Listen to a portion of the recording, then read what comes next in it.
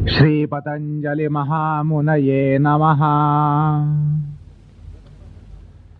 गतप्रसंगामध्ये आपण असं पाहिलं की ज्या वेळेला माणसाच्या अहंकाराचा विस्तार होतो, अहंकार वाढला की माणसाला द्वंद्वांची बाधा अधिक होते, मानापमान असह्य होतात, यशापयश असह्य होतात. कुठल्याही प्रकारची द्वंद्व जी असतात ती असह्य होतात आणि त्यामुळे माणसामध्ये क्रोध विकार म्हणा किंवा दौर्मनस्याचा झटका म्हणा, असा काही ना काही प्रकार संभवतो. मनाचं संतुलन हे ढळतं. थोड्या थोड्या गोष्टींनी बारक्या बारक्या अपमानाने माणूस पेटून उठतो. बारीक अपयश येऊन माणूस पेटून उठतो किंवा गर्तेत जाऊन पडतो. आणि ज्यावेळेला अहंकार हा संकुचित झालेला असतो त्यावेळेला माणसाला त्याची बाधा तेवढ्या प्रमाणात पोचत नाही, असं आपण पाहिलं. तसंच देहेंद्रिय संघातावर एक प्रकारचा अभिमान निर्माण झाला तर तो अहंकार वाढण्याचा प्रकार असतो आणि त्याच्यामुळे सुद्धा शारीरिक ताप असह्य होतात. असं आहे की माणसाचं जीवन म्हटल्यानंतर शारीरिक ताप हे होणारच. व्याधी म्हणा, अशक्ती म्हणा, निशक्ती म्हणा, अपघात म्हणा, कुठल्याही प्रकारची या बाधा शरीराला होत असतातच. आणि ज्या वेळेला माणसाला याची बाधा जास्त जाणवते, शारीरिक बाधांची जाणीव जास्त होते, त्याचा अर्थ असा की त्या माणसाचा अहंकार जो आहे तो फार संवेदनक्षम आहे. आणि ज्यावेळेला त्याच्यामध्ये एक संकोच निर्माण होतो त्यावेळेला यांची बाधा तितक्या प्रमाणात जाणवत नाही, असं आपण पाहिलं. त्याचबरोबर असं आहे की ज्या वेळेला माणसाचा अहंकार हा फोफावतो त्यावेळेला नेमकं वैराग्याचं मनोविज्ञान हे ढासळतं. वैराग्याची उभारणी अहंकारावर कधीच होऊ शकत नाही. ज्याच्यामध्ये अहंकार फोफावलाय, दर्प वाढलेला आहे, दर्पाची जाणीव आहे, दर्प सुटलेला आपल्याला ज्यावेळेला जाणवतो, अशा माणसाला वैराग्य कधीही जवळ करत नाहीत. वैराग्य त्याच्यापासून कोसभर दूरच जातात. अर्थात अहंकारामध्ये संकोच आला तरच वैराग्य जवळपास येण्याचा प्रयत्न करतो. तर हे वैराग्य जवळपास येण्याचा प्रकार केव्हा संभवतो तर अहंकाराचा संकोच झाला तर, म्हणजे अस्मितेचा संकोच झाला तरच हा प्रकार संभवतो. अहंकारी माणूस आणि वैराग्य यांचं सहगमन कधीच होणार नाही, कदापिही होणार नाही. यांचं मनोविज्ञानच इतकं परस्पर भिन्न आहे, परस्पर वेगळं आहे, परस्पर विरुद्ध आहे की अहंकार आणि वैराग्य यांचं सहगमन कधीच होणार नाही. जो अहंकाराला खत पाणी घालतो, अहंकाराला कुठल्याही प्रकारे त्याचं संस्कृतीकरण करत नाही, त्याच्यामध्ये वैराग्य कधीही मूळ धरणार नाही, किंबहुना त्याच्या जवळपासच येणार नाही, त्याची सावली सुद्धा लागू देणार नाही. त्यामुळे वैराग्याच्या प्रक्रियेमध्ये अहंकाराचा संकोच हा अत्यंत महत्वाचा असतो. अर्थात अस्मितेचा संकोच हा अत्यंत महत्वाचा असतो. मुद्दा असा आहे की क्लेश तनू झाल्याशिवाय, क्लेश क्षीण झाल्याशिवाय, क्लेशांना हातबद्ध केल्याशिवाय, क्लेशांचा प्रतिकार केल्याशिवाय वैराग्य काही जवळपास सुद्धा येत नाही. त्यामुळे वैराग्य बाणवण्यासाठी क्लेशांमध्ये काहीतरी करणं, क्लेशांना त्याच्यावर काही नियंत्रण आणणं, त्याच्यामध्ये सुसंस्कृतीकरण करणं हे अत्यावश्यक असतं. आता योग साधनेमध्ये वैराग्याचं महत्व किती हे सांगण्याचं या ठिकाणी कारण नाही.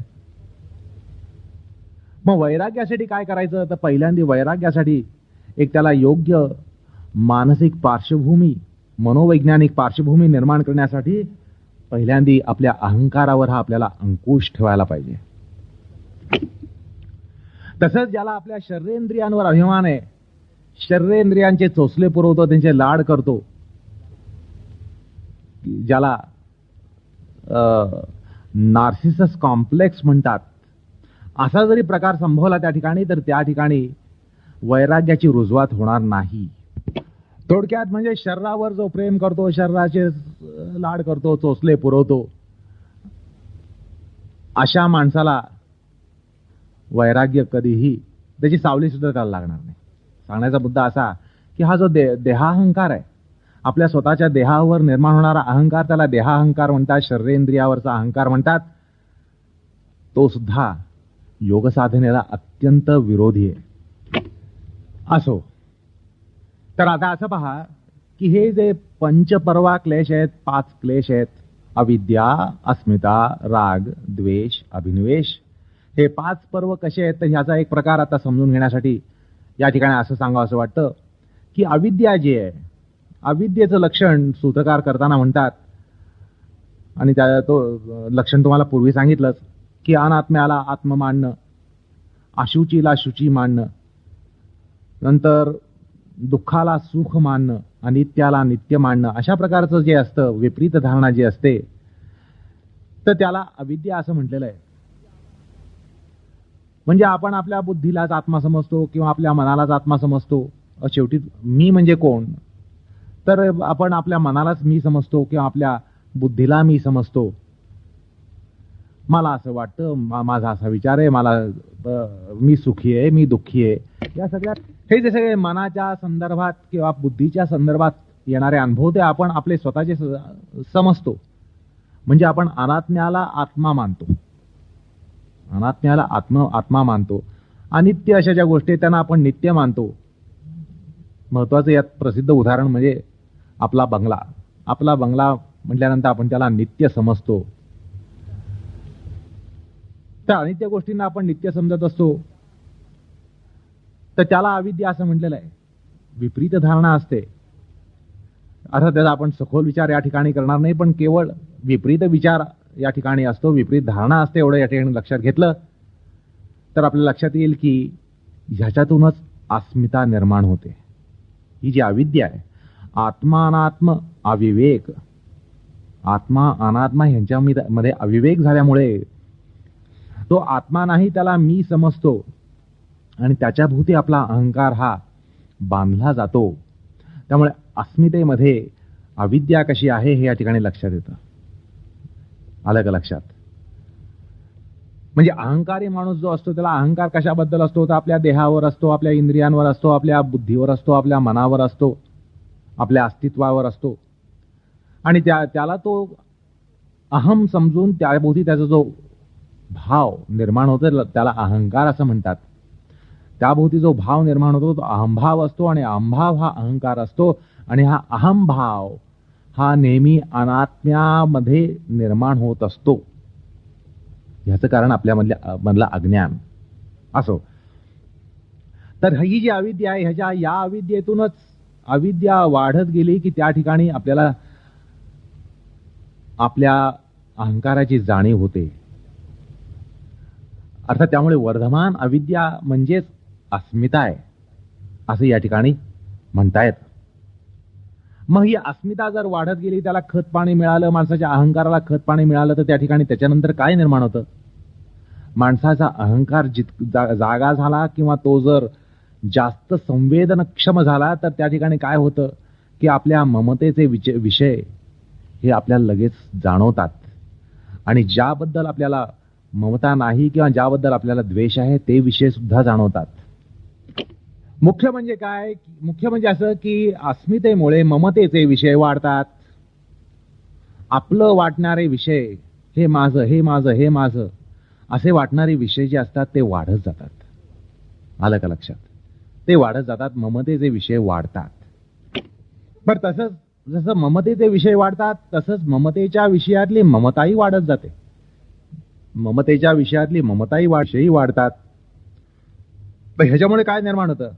तर ह्याच्यामुळे राग नावाचा क्लेश निर्माण होतो. आलं का लक्षात? म्हणजे आपल्याला त्याबद्दल एक लोभ, त्या विषयामध्ये लोभ, त्या विषयांची ओढ, त्या विषयामध्ये एक बांधिलकी ही निर्माण होते. आणि त्याला ज्याला आपण आज लोभ म्हणतो त्यालाच तो राग नावाचा क्लेश आहे. म्हणजे अस्मिता वाढली, अहंकार वाढला की ममतेचे विषय वाढले, ममतेचे विषय वाढले की ज्यामध्ये आपल्याला राग आहे, ज्यामध्ये आपल्याला लोभ आहे, ज्याच्याबद्दल आपल्याला प्रेम आहे, ज्याच्यामध्ये आपल्याला ओढ आहे, त्या ओढीचे विषय, ममतेचे विषय हे वाढतात. आणि त्याच्यामुळे आपल्यामध्ये राग म्हणजे त्या गोष्टीबद्दल एक लोभ हा वाढीस लागतो. लोभ हा वाढीस लागतो. आणि लोभ वाढत गेला तर काय होतं, ती गोष्ट प्राप्त झाली की आपल्याला अत्यानंद होतो आणि ती गोष्ट प्राप्त नाही झाली की आपल्याला दुःख तितक्या प्रमाणात जास्त होतं. तुम्हाला अत्यंत प्रियकर अशी जी वस्तू असते, गोष्ट असते, व्यक्ती असते, ती प्राप्त झाली की तुम्हाला सुख किती मिळतं आणि ती जर प्राप्त झाली नाही तर दुःख किती मिळतं, याचं गणित तुम्हाला सहज मनाशी करता येतं. याचा अनुभव आपल्या सगळ्यांना आहे. अर्थात लोभ वाढला म्हणजे द्वंद्वांची बाधा ही जास्त क्षमतेने होत असते. आलं का लक्षात? माझा हा जर राग वाढत गेला, एखाद्या व्यक्तीबद्दल, विषयाबद्दल, वस्तूबद्दल जर आपलं प्रेम हे वाढत गेलं, ममता वाढत गेली, लोभ वाढत गेला, तर त्याचबरोबर काय होतं बघा, त्याचबरोबर त्याचे जे प्रतिपक्षी असतील किंवा त्यामध्ये अडथळा आपल्यामध्ये आणि त्या विषयामध्ये अडथळा निर्माण करणाऱ्या ज्या वस्तू असतील त्यांच्याबद्दल आपल्याला द्वेष निर्माण होतो.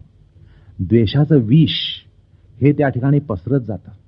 म्हणजे जितक्या प्रमाणात आपल्याला ममता जास्त, जितक्या प्रमाणामध्ये आपल्याला लोभ जास्त, एखाद्या वस्तू विषयाबद्दल, व्यक्तीबद्दल ओढ, तितक्याच प्रमाणामध्ये त्याचे जे प्रतिबंधक असतात, त्याचे जे विरोधक असतात, त्यांच्याबद्दल तितक्याच प्रमाणामध्ये आपल्यामध्ये द्वेष हा निर्माण होतो.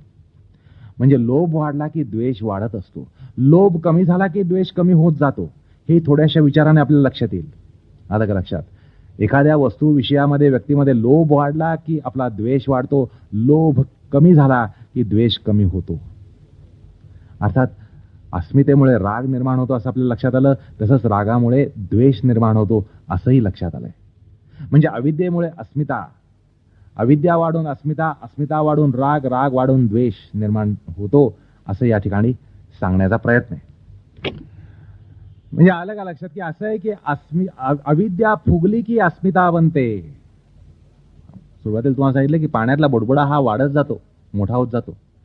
तर अविद्या वाढली की त्याची अस्मिता बनते, अस्मिता वाढत गेली की त्याचा राग बनतो आणि राग वाढत गेला की त्याचा द्वेष बनतो असं या ठिकाणी सांगण्याचा प्रयत्न आहे.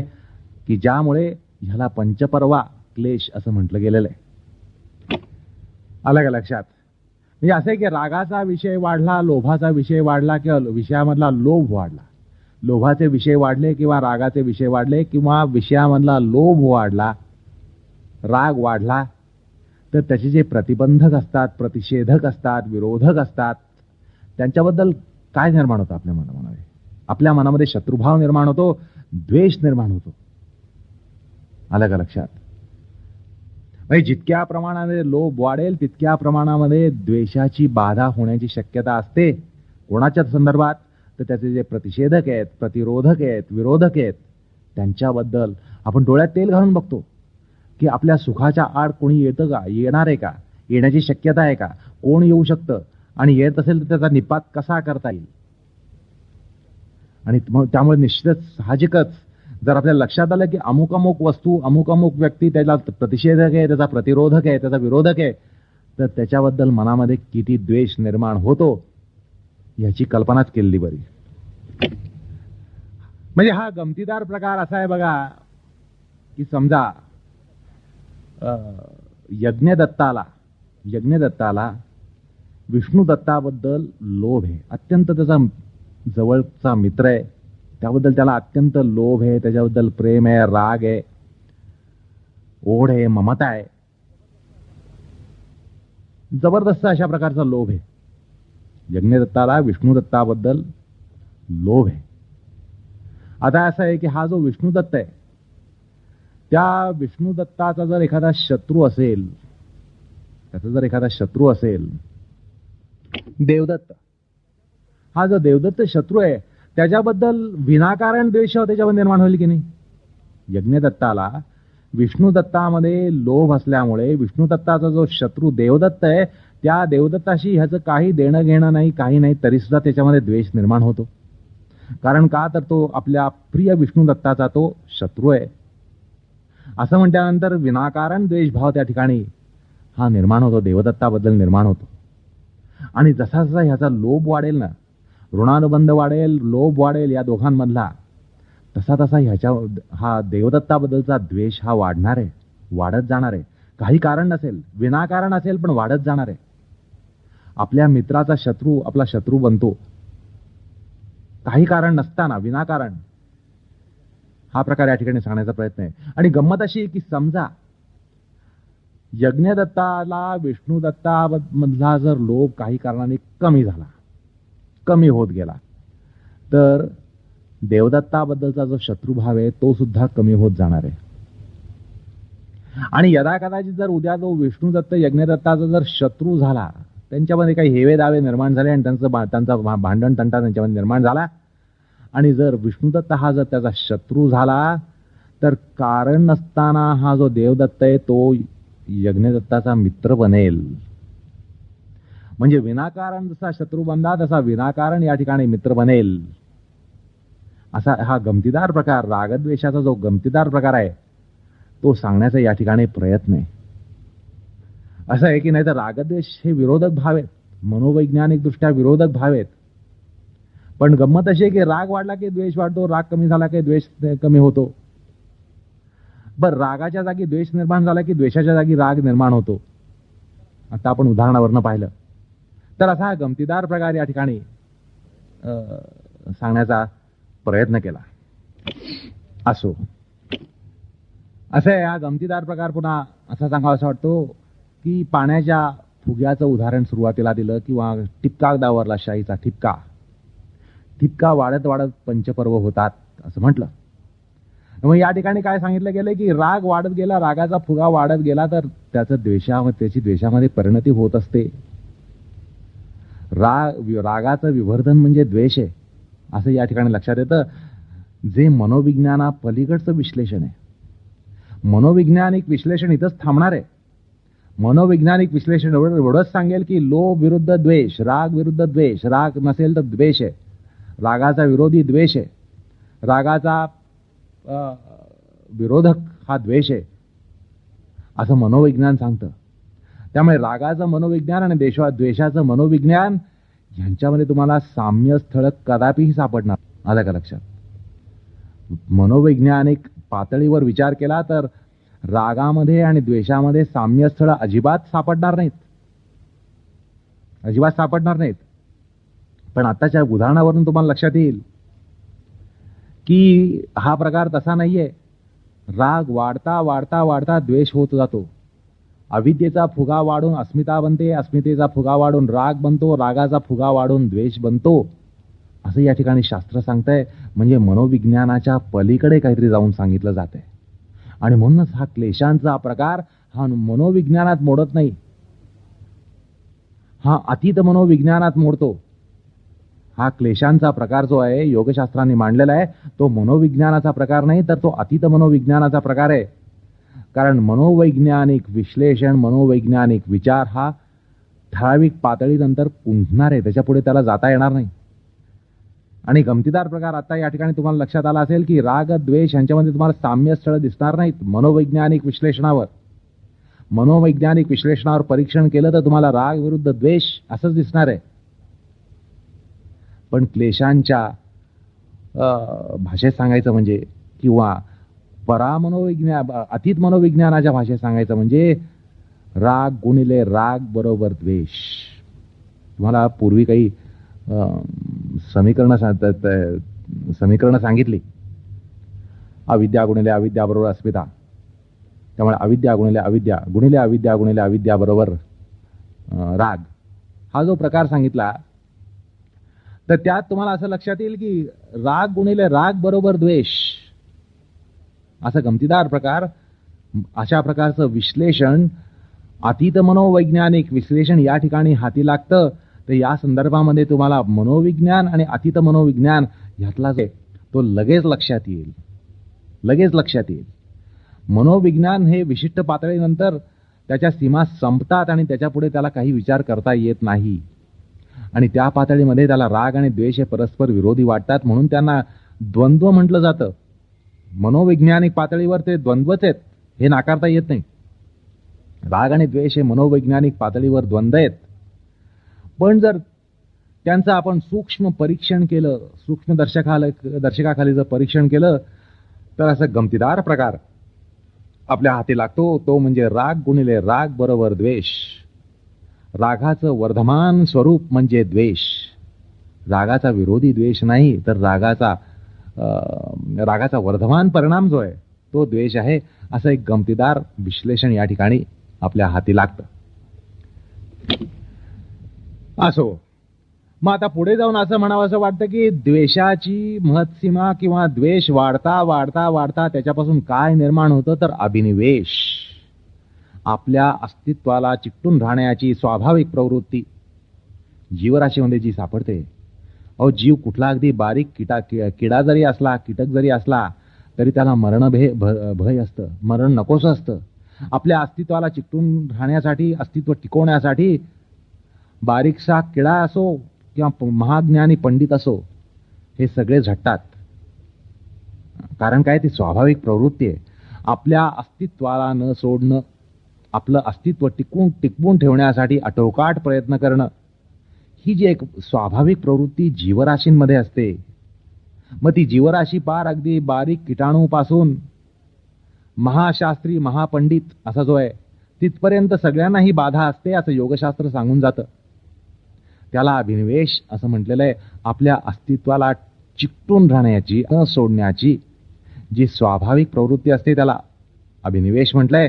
तर या ठिकाणी असं लक्षात येईल की द्वेष गुणिले द्वेष बरोबर अभिनिवेश, म्हणजेच राग गुणिले राग गुणिले राग गुणिले राग बरोबर अभिनिवेश. त्यामुळे अभिनिवेशाचं जर आपल्याला अतीत मनोविज्ञान जर समजून घ्यायचं असेल तर या क्लेशमीमांसेद्वारा आपल्याला लक्षात येतं की अभिनिवेश हा काय प्रकार आहे. हे जर आपल्याला समजून घ्यायचं असेल तर मनोवैज्ञानिक पातळीवर आपल्याला फारसं काही हाती लागणार नाही. लागलं तर काही तर चुकीचंच लागेल, बरोबर काही लागणार नाही. आपले ठोकताळे हे चुकीचे असतील, दोषांनी ग्रस्त असतील, पण ज्यावेळेला आपण क्लेशांच्या पार्श्वभूमीतून किंवा त्या पातळीतून किंवा त्या दर्शकातून, क्लेशदर्शकातून ज्यावेळेला आपण त्यांचं परीक्षण करू त्यावेळेला आपल्याला योग्य असं परीक्षण हाती लागेल. अभिनिवेशाचं योग्य परीक्षण हे आपल्याला त्यावेळेला प्राप्त होईल. एकूण काय मुद्दा असा की द्वेष वाढता वाढता वाढता त्याचा अभिनिवेश बनत असतो, अशा प्रकारचं काहीतरी या ठिकाणी प्रतिपादन योगशास्त्र करून जात आहे. हे बघा, या ठिकाणी तुमच्या मेंदूला झिंझिण्या येण्याचा प्रसंग आहे. खरं म्हणजे थोडंसं तुम्ही विचार केला तर अभिनिवेश म्हणजे आपल्या अस्तित्वाला चिकटून राहणं. आपल्या अस्तित्वाला चिकटून राहणं याच्यामध्ये राग आहे, द्वेष कुठे दिसतोय आपल्याला? वरवर पाहता आपल्याला त्या ठिकाणी द्वेष दिसत नाही, रागच दिसतो. त्यामुळे असं म्हणतायत, आपल्याला असं वाटतं की असं कसं म्हणता येईल, योगशास्त्र असं कसं प्रतिपादन करतं की अभिवर्धित द्वेष, विवर्धित द्वेष हा अभिनिवेश आहे. कारण चिकटून राहणं, आपल्या अस्तित्वाला चिकटून राहणं हा रागाचाच प्रकार आहे, लक्षण रागाचं आहे. द्वेषाचं लक्षण त्या ठिकाणी दिसत. आणि तसंच असा जर हा क्लेश असेल तर माणूस आत्महत्या तरी का करतो? म्हणजे प्रश्न अजून बिकट होतो. माणूस आत्महत्या करतो, मग त्याची चिकटून राहण्याची जी स्वाभाविक प्रवृत्ती सांगितली, पार कीटकांपासून जीवाणूंपासून महाशास्त्री महापंडितापर्यंत सगळ्यांमध्ये ते असते असं जे शास्त्र सांगतं, मग आत्महत्या का केली जाते? हाही एक बिकट प्रश्न निर्माण होतो. मुख्य प्रश्न असा की ज्याला द्वेष गुणिले द्वेष बरोबर अभिनिवेश असं गणिती समीकरण शास्त्राने सांगितलं ते काही मनाला पटत नाही. कारण लक्षणतः अभिनिवेशामध्ये म्हणजे अस्तित्वाला चिकटून राहण्याच्या वृत्तीमध्ये द्वेष दिसत नाही तर रागच दिसतो. त्यामुळे अभिनिवेश हे रागाचं विवर्धित रूप आहे असं एक वेळ म्हटलं तर पटेल, पण द्वेषाचं विवर्धित रूप आहे म्हटलं तर ते पटत नाही. त्यामुळे काही बिकट समस्या या ठिकाणी निर्माण होतात. अर्थात या समस्या का असतात तर आपण त्यांचा विचार मनोवैज्ञानिक पातळीवर करतो म्हणून त्या समस्या ठरतात. आणि त्यांचं समाधान जर आपल्याला पाहायचं असेल तर आपल्याला अतीत मनोविज्ञान हे लक्षात घेतलं पाहिजे. आणि ते लक्षात घेतलं तर ही समस्या जी आहे ती विरघळून गेली असेल असं या ठिकाणी आगामी सांगावं असं वाटतं. तो विचार आपण पुढे मागे करणारच आहोत. असो, आता असं पहा की अभिनिवेश म्हणजे अनेक वार सांगितल्याप्रमाणे आपल्या अस्तित्वाला चिकटून राहण्याची स्वाभाविक वृत्ती. आणि त्यामुळे काय असतं की माणसाला आपला जीव हा अत्यंत प्रिय असतो. आपला जीव माणसाला अत्यंत प्रिय असतो आणि या जीवावर बेतणारा जर किती जरी आपला आप्त असला तरी माणूस त्या ठिकाणी पुढे मागे बघत नाही. आपल्या अगदी माता पिता जर आपल्या अस्तित्वावर बेतत असतील, आपल्या जीवावर बेतत असतील, तर आपण त्यात करतो असा मानवी इतिहास आपल्याला सांगून जातो. माणसाला आपल्या अस्तित्वावर एवढं जबरदस्त प्रेम आहे, आपल्या जीवावर त्याचं एवढं जबरदस्त प्रेम आहे की त्याच्यावर बेतणारा जरी कोणी आपला आप्त जरी असला तरी तो त्याचा निपात केल्याशिवाय राहत नाही. एकूण काय तर तो मुख्यतः आपला बचाव करून घेण्याचा त्या ठिकाणी प्रयत्न करतो, कारण माणसाचं आपल्या जीवावर हे सर्वातिशय प्रेम असतं. आता असं बघा की हा जो अभिनिवेश म्हणजे अस्तित्वाला चिकटून राहण्याचा प्रकार आहे, ह्या अस्तित्वाला चिकटून राहण्याच्या प्रकारामध्ये द्वेष डोकावतोच की नाही बघा. कारण आपल्या अस्तित्वावर उलटणारे किंवा अस्तित्वावर गदा आणणारे किंवा अस्तित्वाला कुठल्याही प्रकारे धोका पोचवणारे जे कोणी असतील किंवा जे काही असतील, त्याच्याबद्दल आपल्या मनामध्ये कुठला भाव असतो? आपल्या मनामध्ये त्याच्याबद्दल द्वेषभावच असतो. आलं का लक्षात? एखादा रोग म्हणा, एखादी व्याधी म्हणा, असाध्य व्याधी म्हणा, त्या व्याधीबद्दल की ज्या व्याधीमुळे आपला जीव धोक्यात आहे असं ज्यावेळेला माणसाला लक्षात येतं, त्यावेळेला त्या व्याधीबद्दल त्याच्यामध्ये द्वेष निर्माण होत नाही असं कुठल्याच पातळीत आपल्याला म्हणता येत नाही. म्हणजे मनोविज्ञानाच्या पातळीत सुद्धा आपल्याला म्हणता येत नाही. अभिनिवेश ज्यावेळेला व्यक्त स्वरूप घेतं त्यावेळेला त्याचे प्रतिरोधक जे असतात, त्याचे विरोधक जे असतात, अस्तित्वावर गदा आणणारे, अस्तित्वाला धोका पोचवणारे जे काही असतात, जे कोणी असतात, त्यांच्याबद्दल द्वेषभाव निर्माण होतो हे सांगण्यासाठी कुठल्याही प्रकारची शास्त्रीय उपपत्ती ही द्यावी लागत नाही. ही गोष्ट सूर्यप्रकाशा इतकी स्पष्ट आहे. ते द्वेष असतो हे या ठिकाणी आपल्याला सहज लक्षात येतं आणि दिसू शकतं. पण गंमत पहा की हे जे साधू संत आहेत ज्यांना रागद्वेषांची बाधा नाही, साधू संताचं उदाहरण चित्र समोर आणा, व्यक्तिचित्र समोर आणा. साधू संत म्हणजे काय? रागद्वेषांशिवाय असलेलं मूर्तिमंत अस्तित्व आहे. साधू संत म्हणजे रागद्वेषांची बाधा किंचित सुद्धा नाही अशा प्रकारचं ते मूर्तिमंत अस्तित्व असतं. आणि अशा साधू संतांना आपल्या जीवाची पर्वा नसते असं आपल्याला त्याच्या चरित्रावरून लक्षात येतं. साधू संतांना आपल्या अस्तित्वाची अजिबात पर्वा नसते. ह्याचं कारण त्यांच्यामध्ये रागद्वेष नसतात. रागद्वेष नसल्या कारणानं अभिनिवेशाचा संकोच झालेला असतो आणि म्हणून ते आपल्या अस्तित्वाची, आपल्या जीवाची करत नाहीत. आलं का लक्षात? म्हणजे असं पहा की साधू संतांना आपल्या जीवाची पर्वा नसते असं आपल्याला लक्षात येतं. ह्याचं कारण त्यांना रागद्वेष नसतात. रागद्वेष का नसतात? तर त्यांना अस्मिता नसते. अस्मिता कशी नसते? तर ते आपल्याला भगवंताचे यक्कश्चित किंकर समजतात. ज्यांना दासानुदास असं म्हटलं जातं, ते आपल्याला दासानुदास समजतात. भगवंताचे दास, भगवंताचे सेवक, एवढंच नाही तर भगवंताच्या सेवकाचे सेवक, दासानुदास असं ते स्वतःला समजतात. अर्थात त्यामुळे अस्मिता ही त्यांची किती संकोचित पावलेली असते, तर संकोच किती झाला असतो ह्याची आपल्याला या ठिकाणी सहज कल्पना करता येते. हे जे संत महंत लोक आहेत जे आपल्याला भगवंताचे किंकर समजतात किंबहुना दासानुदास समजतात, अस्मितेची बाधा नसते हे काही पुन्हा कुठल्याही उपपत्तीद्वारा सांगावं लागत नाही. सूर्यप्रकाशा इतकी ती गोष्ट स्पष्ट आहे. आणि म्हणून त्यांना रागद्वेषांची बाधा नसते आणि म्हणून त्यांना अभिनिवेश जो त्याची बाधाही नसते असं या ठिकाणी लक्षात येतं. अर्थात सांगायचं कारण असं मुद्दा असा की अभिनिवेश म्हणजे द्वेष गुणिले द्वेष किंवा राग गुणिले राग गुणिले राग गुणिले राग किंवा अस्मिता गुणिले अस्मिता गुणिले अस्मिता गुणिले अस्मिता गुणिले अस्मिता गुणिले अस्मिता. तर अशा प्रकारे ह्याचं एक विश्लेषण आपण लक्षात घेतलं पाहिजे, असं या ठिकाणी सांगण्याचा प्रयत्न आहे. आलं का लक्षात? हे सांगण्याचा मुद्दा असा की हा जो संत महंत वर्ग असतो, हा संत महंत वर्ग स्वतःला स्वायत्त न समजता भगवदायत्त किंवा परायत्त समजतो. ही अध्यात्माची भाषा आहे. परायत्त, परायत्त म्हणजे भगवदायत्त, भगवंताला आयत्त. तो स्वायत्त नसतो, पण भगवदायत्त असतो, भगवंताला आयत्त असतो, परायत्त असतो.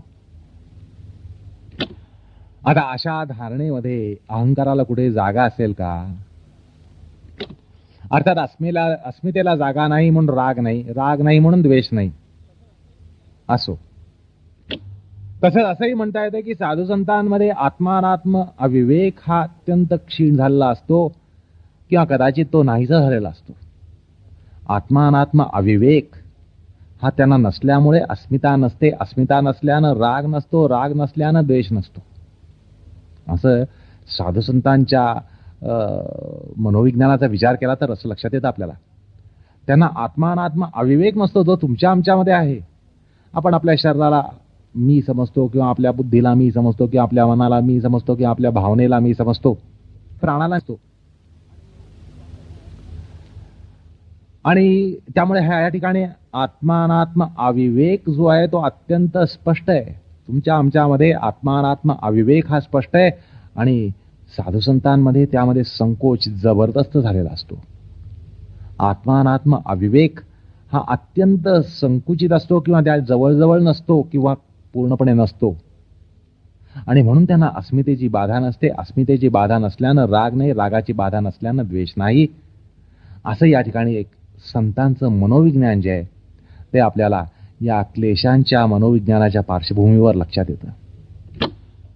असे अध्यात्मामध्ये काही वर्ग सांगतात अज्ञानाच्या, की पहिला वर्ग म्हणजे अनात्मवाद, त्यानंतर बुद्ध्यात्मवाद म्हणजे आपल्या बुद्धीला आत्मा समजणं, त्यानंतर मनात्मवाद आपल्या मनाला आत्मा समजणं, त्यानंतर इंद्रियात्मवाद आपल्या इंद्रियांना आत्मा समजणं, त्यानंतर देहात्मवाद आपल्या देहाला आत्मा समजणं.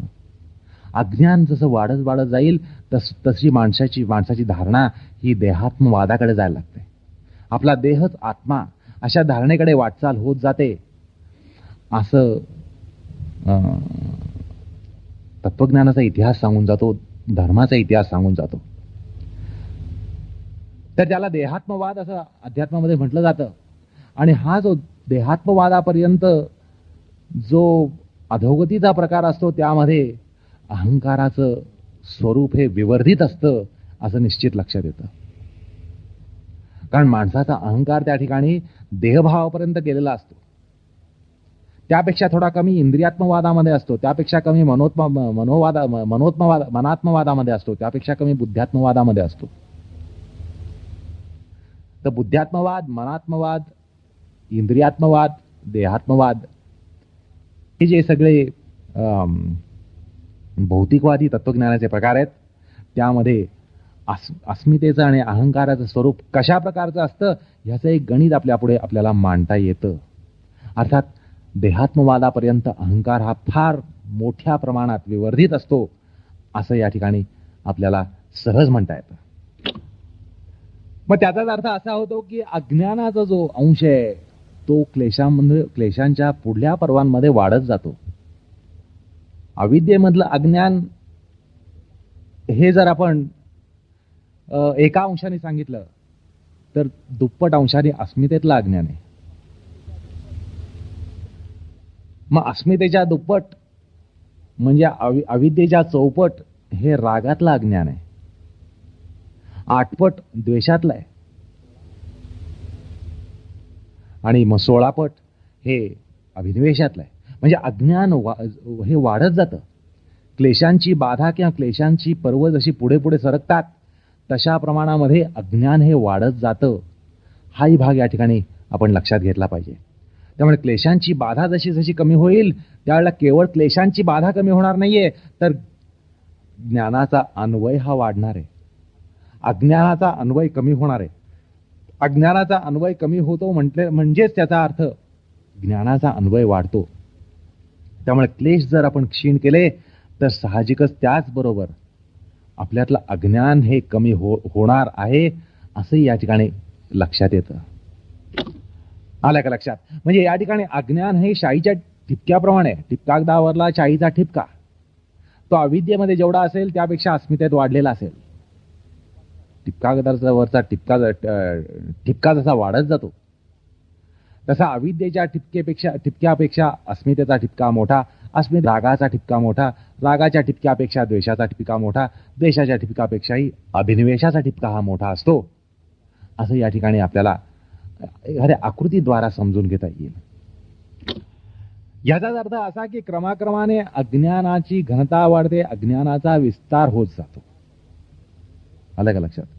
क्लेशांच्या पर्वांमध्ये पुढे पुढे जसं पर्व पुढे सरकतं तशा प्रमाणामध्ये अज्ञान वाढतं, म्हणजे अज्ञानाचा ठिपका वाढत जातो, अज्ञानाची घनताही वाढत जाते. मग असं पहा की या अज्ञानाला सांख्यामध्ये तम म्हणतात. तम म्हणजे अंधकार. या अज्ञानाला तम म्हणतात. आणि तम वाढला म्हणजे अंधकार वाढला की त्याला मोह म्हटलंय. मोह वाढला की महामोह म्हटलंय. महामोह म्हटलं की तमिस्त्र म्हटलेलं आहे. आणि तमिस्त्र वाढलं की अंधतमिस्त्र म्हटलंय. अर्थात म्हणजे जो गणिती प्रकार तुम्हाला सांगितला तो या सांख्य प्रतिपादनावरच उभा होता. गणिताचा प्रकार जो सांगितला तो या सांख्य प्रतिपादनावर उभा होता. कारण सांख्यामध्ये असंच म्हणताय, तम गुणिले तम बरोबर मोह, मोह गुणिले मोह बरोबर महामोह, महामोह गुणिले महामोह म्हणजे तमिस्त्र, तमिस्त्र गुणिले तमिस्त्र म्हणजे अंधतमिस्त्र. तर ह्याच्यामध्ये आपल्याला अज्ञानाचा अन्वय कसा वाढत जातो हे लक्षात येतं.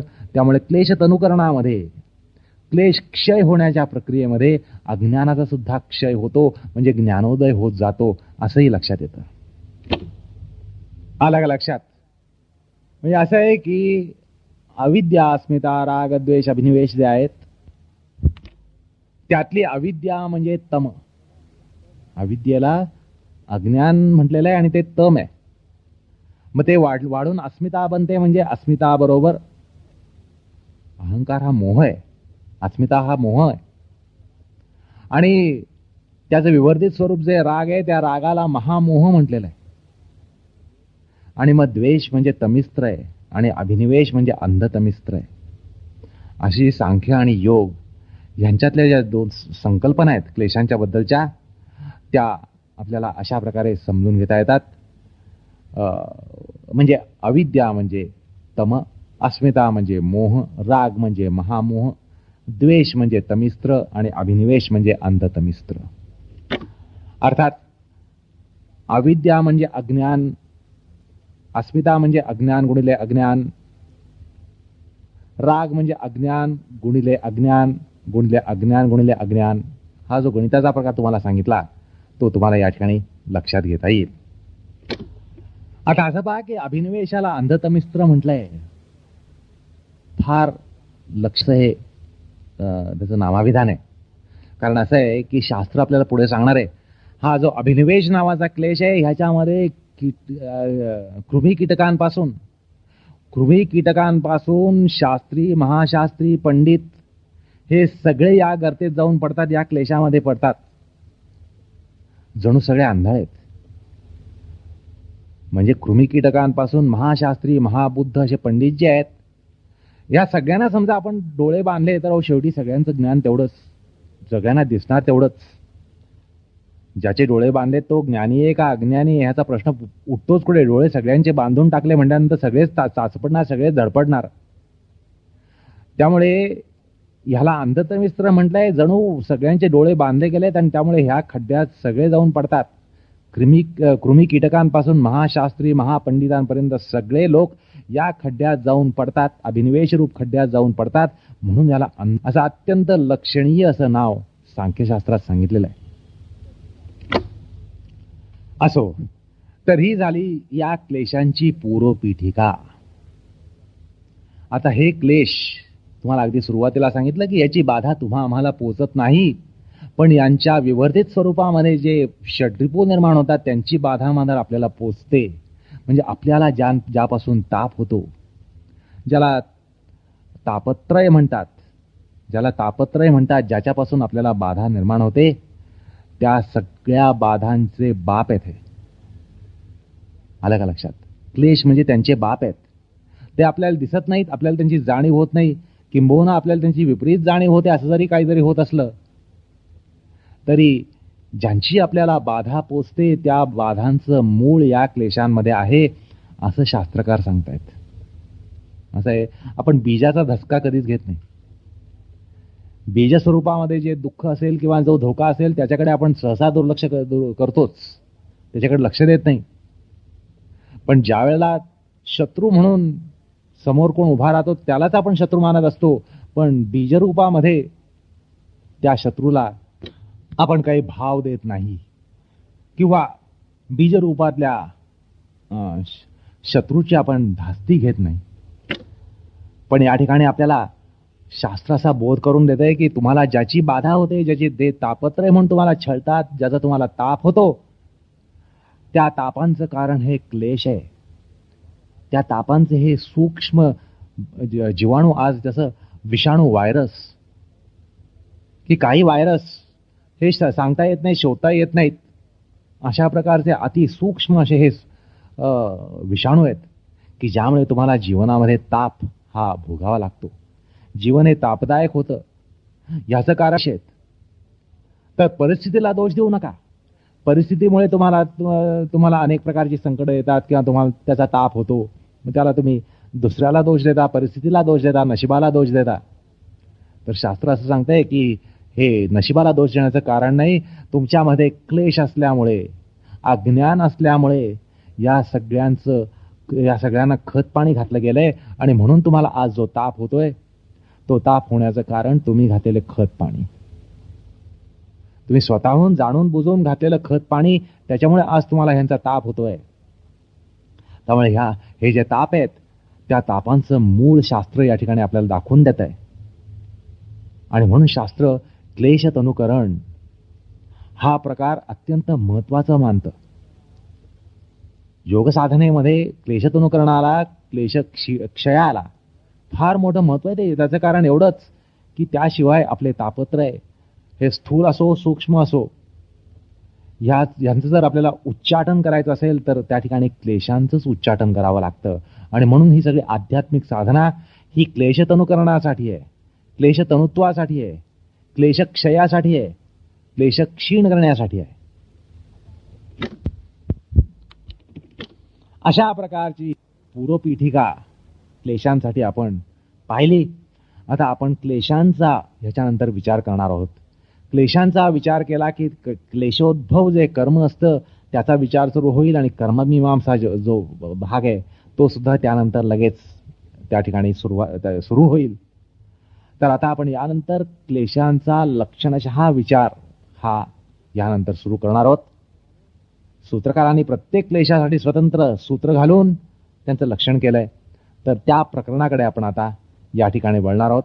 सर्वप्रथम अविद्या नावाचा जो क्लेश आहे, सगळ्या क्लेशांची जननी, सगळ्या क्लेशांचं योनिस्थान, सगळ्या क्लेशांचं मूळ, पंचक्लेशांचं मूळ ज्या क्लेशामध्ये सापडतं, अशी अविद्या नावाची जी मूळ बीजात्मक अशी जी अविद्या आहे, त्या अज्ञान आहे किंवा जो क्लेश आहे, त्याचा विचार आपण सर्वप्रथम करणार आहोत.